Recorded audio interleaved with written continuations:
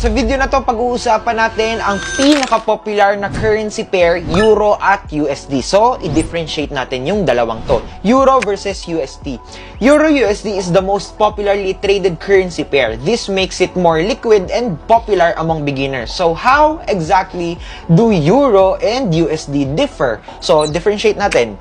So, si Euro po, ipakilala ko po sa inyo si Euro. Si Euro po, the Euro is the official currency of the Eurozone, a group of 19 European Union member nations that have made the Euro their official reserve currency, including dyan si Italy, si Spain, si Germany, at marami pang ibang bansa. The Euro, represented by the currency code EUR and sign na letter E, was launched as an electronic medium of exchange for banking and financial activities on January 1, 1999.